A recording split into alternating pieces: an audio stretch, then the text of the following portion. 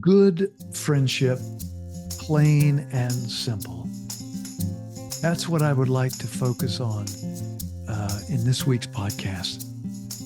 I was reminded this week about how valuable, how dear good friends really are. I had a number of amazing conversations, and in particular, I was able to reconnect with a longtime dear friend that I haven't talked to for actually many years, way too long. And it was just delightful. And so I thought that we would focus on the value of good friendship in our lives, in all of our lives.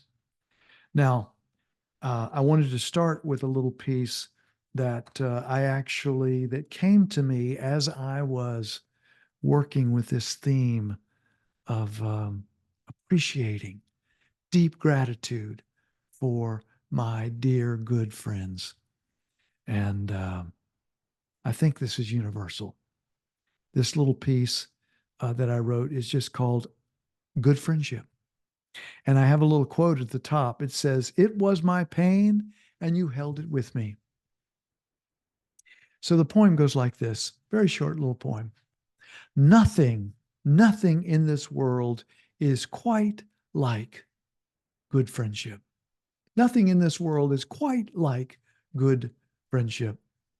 The binding between us, bright and beautiful, with understanding built strong into the thing, where the shame and blame are finally released, and our stumbling selves able to rest forgiven. Our times together are an oasis of wonderfulness. These small slices of heaven, these small slices of heaven, scattered and lovely. Well, um, that's what was occurring to me this week. And I was reminded of a quote by Henry David Thoreau on this subject. He said, "The language of friendship is not words, but meanings." And Anas Nin said, "Each friend represents a world in us, a world possibly not born until they arrive. And it is only by this meeting that a new world is born." So I was thinking that on that theme of, dear friends working together and how we oftentimes we love um, our dear friends who bring out in us a part of us, a strength in us that we find so delightful and so helpful. And so I thought, let's work with a poem by the great poet John O'Donohue, who unfortunately passed from this realm some years ago. But he wrote a poem called "For a New Beginning." And to me, it's the poster child poem for the way a friend talks to a friend in deep support, in being deeply supportive. And the poem goes like this: For a new beginning, friend to friend. In out of the way places of the heart where your thoughts never think to wander, this beginning has been quietly forming, waiting until you were ready to emerge. For a long time, it has watched your desire, feeling the emptiness growing inside you, noticing how you willed yourself on, still unable to leave what you had outgrown. It watched you play with the seduction of safety and the gray promises that sameness whispered, heard the waves of turmoil rise and relent, wondered, would you always live like this? Then the delight when your courage kindled and out you stepped onto new ground, your eyes young again, with energy and dream, a path of plenitude opening before you, though your destination is not yet clear, you can trust the promise in this opening. Unfurl yourself into the grace of beginning. This is at one with your life's desire. Awaken your spirit to adventure. Hold nothing back. Learn to find ease in risk. Soon you will be home in a new rhythm, for your soul senses the world that awaits you. For your soul senses the world that awaits you. What a gift to have a friend that might reflect back to us during this moments, because I think this poem is universal in the sense that, great poetry, as I've always said, are poems that allow us to step inside and have our own experience.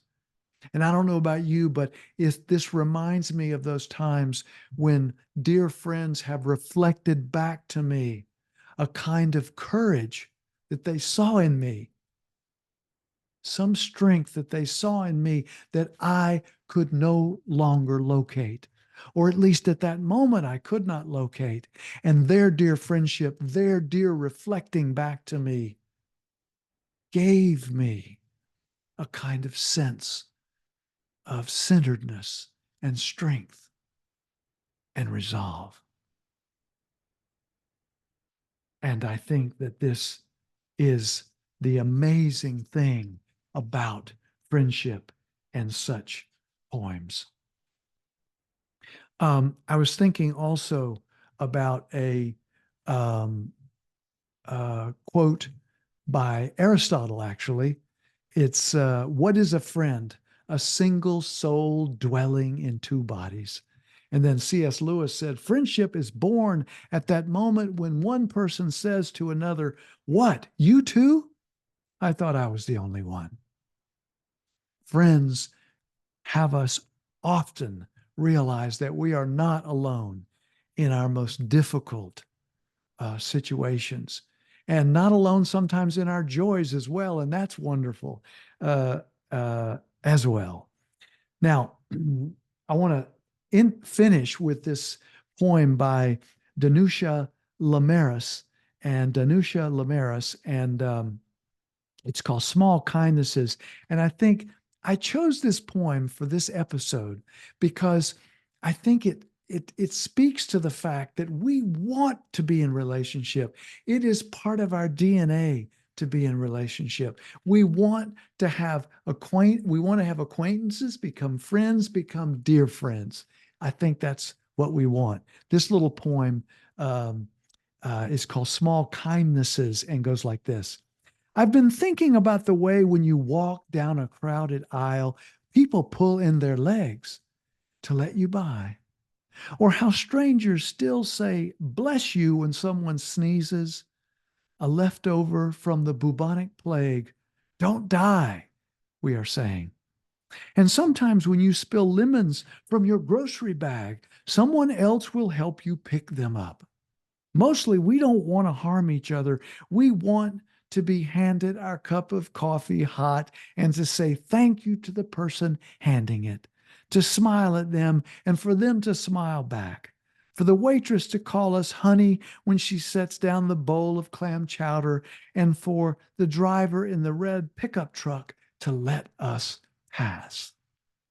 We have so little of each other. We have so little of each other now, so far from tribe and fire. Only these brief moments of exchange.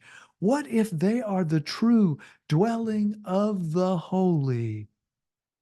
These fleeting temples we make together when we say, here, have my seat. Go ahead. You first. I like your hat. Yes, when we say these things, these small kindnesses, we human beings are social animals.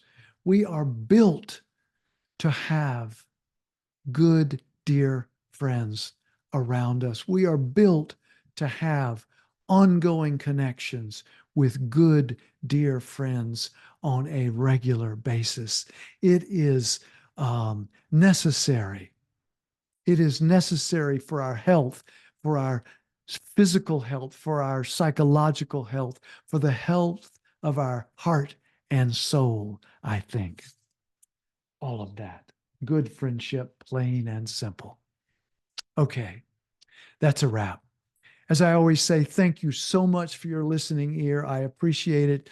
If you learned something or were inspired a little bit, you might refer this podcast over to some others. I'd love it's growing a little bit organically, a little at a time, and I'd love to see that happen more because I would love to get these poems out to more people. Remember, poetry, it's just good stories without the boring parts. Thank you again for listening, your listening ear. And until next time and next poems, like I always say, take good care of yourself. And if you can, someone else.